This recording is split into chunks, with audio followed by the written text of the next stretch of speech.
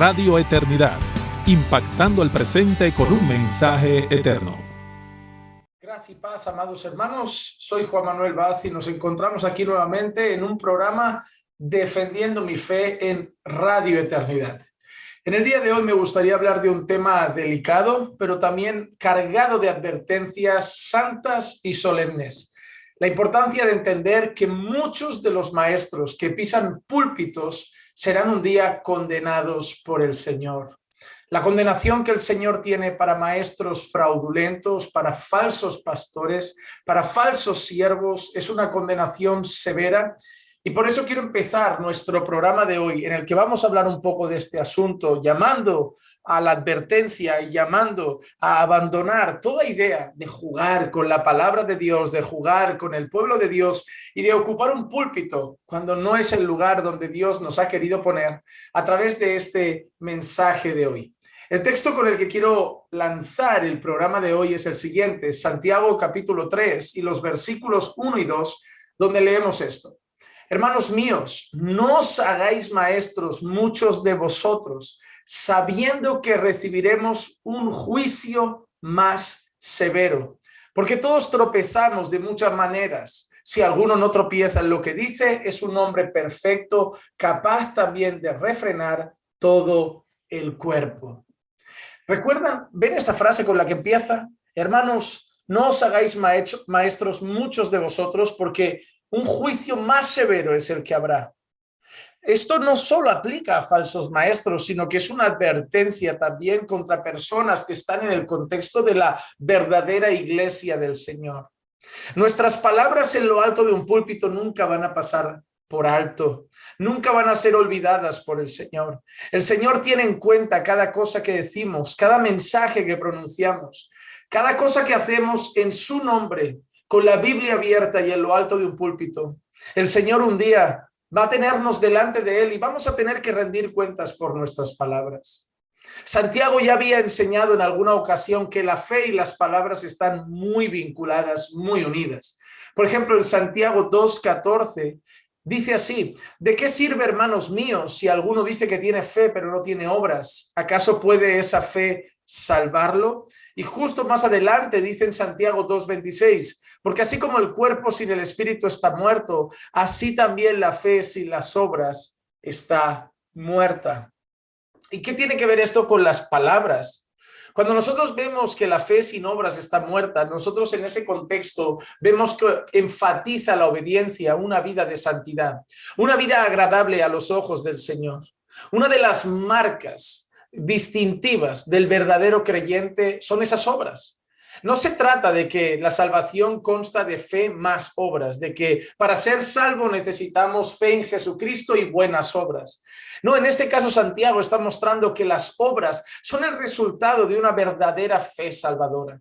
Si realmente hemos recibido la gracia salvadora de parte de Dios, hemos puesto verdaderamente nuestra fe en Cristo Jesús, hemos creído realmente el mensaje del Evangelio, lo que implica que hemos sido sellados con el Espíritu Santo, la consecuencia son esas obras. La fe que salva es una fe que da fruto, no es una fe estéril. La salvación es por la sola fe en Cristo Jesús, pero como alguien dijo una vez, pero esa fe nunca viene sola. La Biblia nos enseña en Efesios 2 que somos salvos por gracia y no por obras, para que nadie se gloríe de ellas. Sin embargo, luego dice para buenas obras, las cuales Dios preparó de antemano para que anduviésemos en ellas. Las buenas obras son el resultado de la verdadera fe. Hay mucha gente que profesa fe, hay mucha gente que dice ser cristianos, dicen ser creyentes, pero que uno ve su vida y al final se asemeja más a lo que dice el apóstol Juan: el que practica el pecado es del diablo. El propio Señor Jesucristo, el propio apóstol Juan también hablan de la relación entre obediencia a los mandamientos de Dios y amor a Dios. El que me ama guarda mis mandamientos. Es más, leemos en la Escritura: si alguno dice que conoce a Dios pero no guarda sus mandamientos, el tal es un mentiroso. Por lo tanto, todo esto nos enseña que la salvación es por gracia mediante la fe en nuestro Señor Jesucristo. Sin embargo, es para buenas obras. Las buenas obras son parte de la salvación, no como un elemento salvífico, mas sí una consecuencia, un fruto de la salvación que recibimos gratuitamente en Cristo. ¿Y por qué digo que las palabras juegan un papel importante? Porque si realmente hemos sido salvos, una de las cosas también que va a mostrar nuestra salvación son nuestras palabras. Cuando nosotros llegamos al Señor Jesucristo, probablemente ustedes como yo llegamos con una manera de hablar muy diferente a la que usamos ahora. Quizá en nuestra boca habían palabras obscenas, palabras malsonantes, palabras vulgares.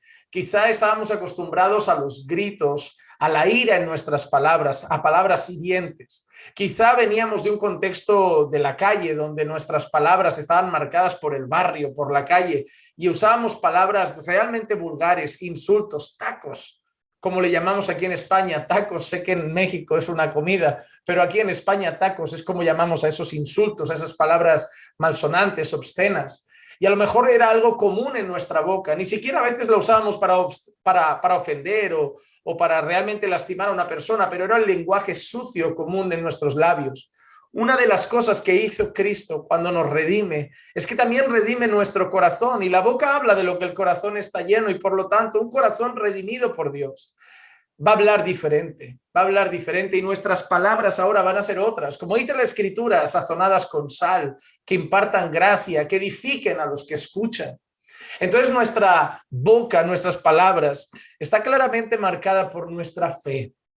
Pero si nosotros llevamos esto al púlpito también, un verdadero siervo de Dios y un hombre temeroso del Señor, un verdadero redimido por Dios, un verdadero creyente regenerado, en aquel púlpito va a tener temor, va a tener respeto, va a tener honra, va a sentirse como ese Moisés delante de la zarza ardiente, casi a punto de tener que descalzarse, sabiendo que lo que está tocando es territorio santo, no porque realmente el púlpito o esa plataforma sean santos, y sí, porque la santa palabra de Dios va a ser expuesta. Yo siempre le digo a las personas que a pesar de que predico con plena convicción y confianza, que a pesar de que me siento respaldado por el Señor, que a pesar de que sé que es algo a lo que el Señor me ha llamado y lo hago con total reverencia y respeto, todavía me tiemblan un poco las piernas cuando voy a predicar la palabra del Señor, porque soy consciente de que todo lo que digan en ese púlpito va a afectar a la vida de los redimidos de Dios. De que todo lo que digo en ese púlpito lo hago representando al santo Dios, y un día rendiré cuentas por lo que haya hecho. Por eso siempre decimos que el púlpito no es lugar para bromas, para chistes, para reírse. No es lugar para cosas personales, mis opiniones, mis pensamientos o mis filosofías. El púlpito es un lugar santo donde deberíamos subir con temor y reverencia, donde deberíamos abrir simplemente la palabra de Dios y exponer fielmente lo que está escrito. En el contexto de Santiago que hemos visto había una cosa interesante, y es que eran muchas personas las que, deseando aparecer, querían ponerse en esos lugares donde Dios nos los había puesto. Muchas personas, con el fin de aparecer, de ser vistos por su soberbia, su arrogancia, su deseo de vanidad, su vanagloria, querían estar en lugares destacados donde pudieran enseñar, querían liderar, querían ser maestros, pastores, querían estar al frente. Y por eso Santiago deja esa advertencia. ¿Por qué corréis detrás de eso? ¿Por qué queréis ser maestros muchos de vosotros? Mayor condenación hay para vosotros. Mayor condenación hay para vosotros. Tristemente, hoy vivimos un tiempo en que muchas personas siguen corriendo detrás del púlpito, siguen corriendo detrás de cargos y harán lo que sean, manipularán a la iglesia, manipularán grupos de hermanos, se acercarán a los pastores y harán lo que ellos digan. Como decimos en España, les harán la pelota con el único fin de alcanzar la posición que tanto anhelan.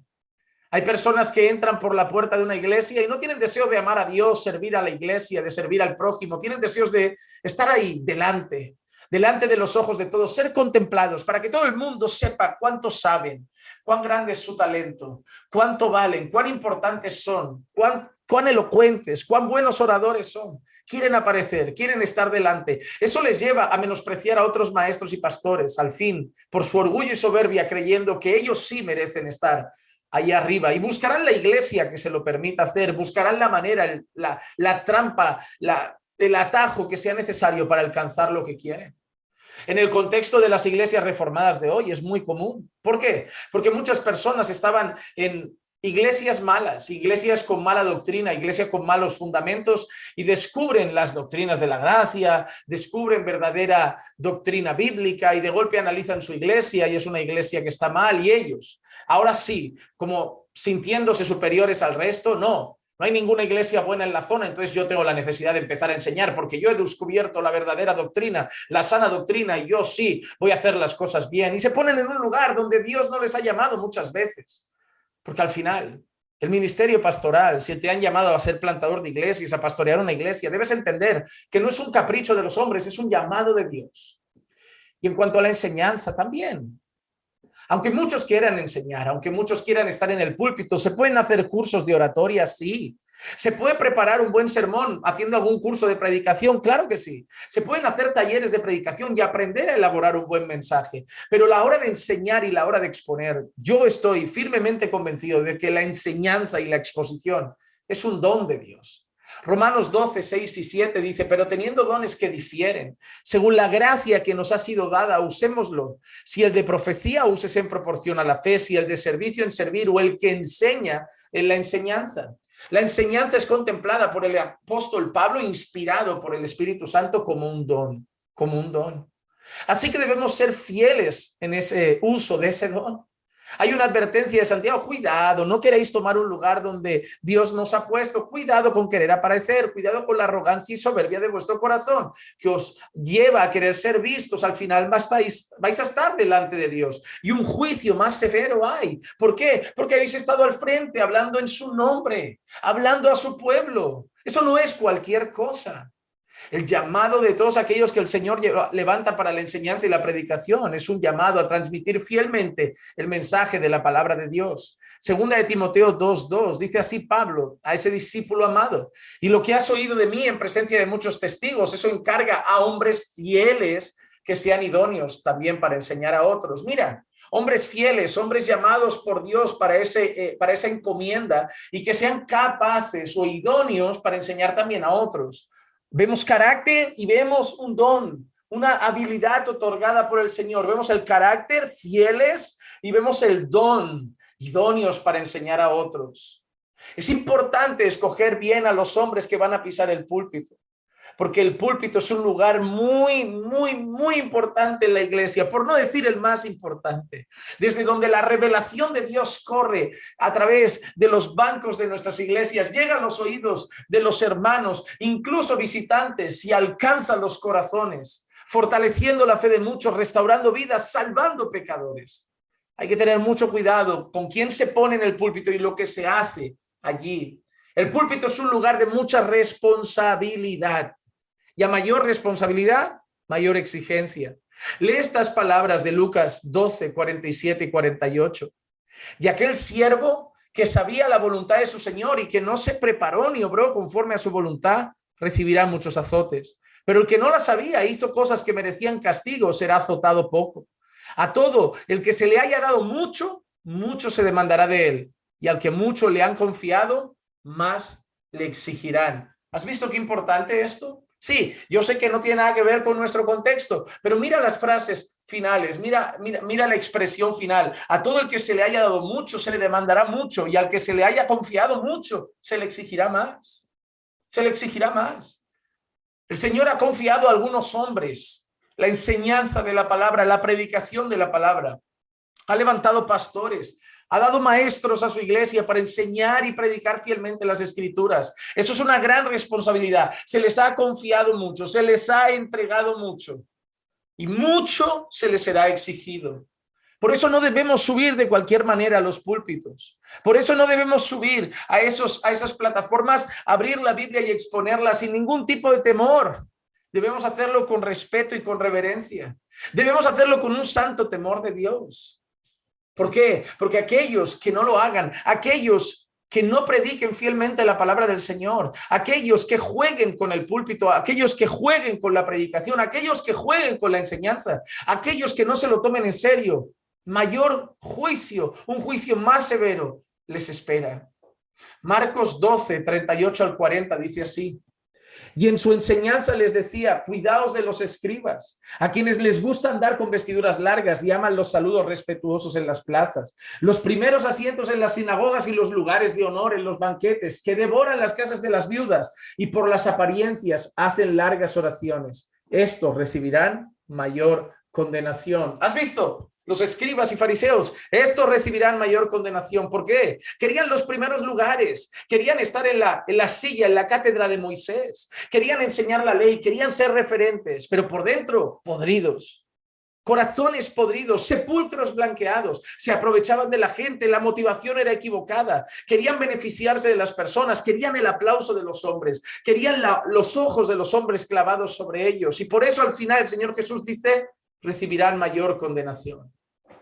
Yo quiero terminar el programa de hoy aquí, en Defendiendo mi Fe, recordando una cosa solemne. En primer lugar, todos los falsos maestros, falsos pastores, falsos profetas, falsos apóstoles que han ido surgiendo a lo largo de la historia. No importa cuántos millones hayan acumulado, no importa la cantidad de templos que hayan abierto, no importa la cantidad de casas que hayan comprado, no importa cuánto bendecidos se sientan a nivel material, no importa cuántos seguidores tengan, todo falso pastor, todo falso maestro, todo falso apóstol, todo falso profeta, a lo largo de la historia de la iglesia, la Biblia afirma que un juicio, una condenación eterna les espera, que está guardándoles ahí.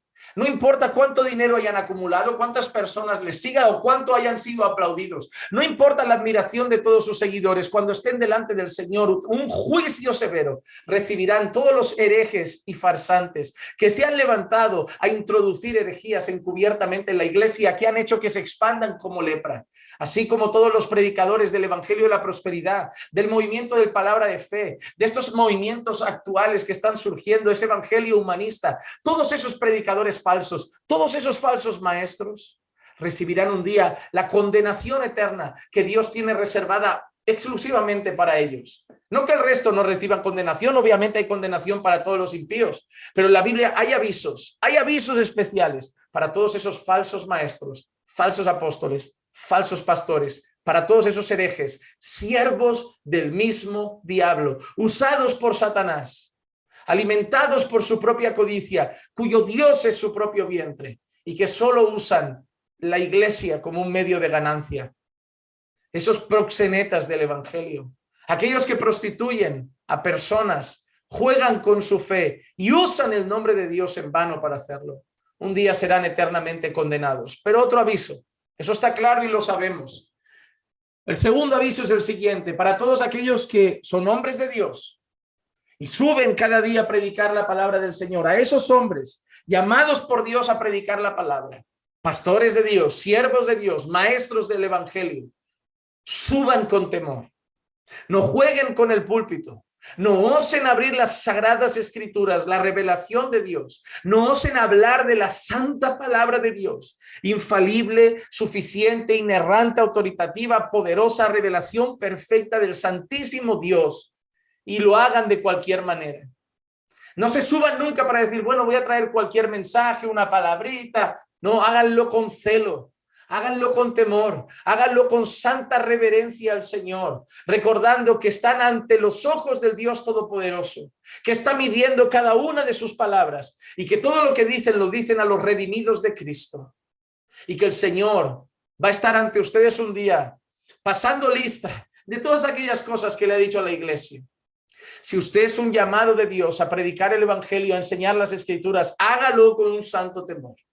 Hágalo con verdadera reverencia. El púlpito no es para jugar, el púlpito no es para cachondeo, para reírse, para tonterías, para bromear.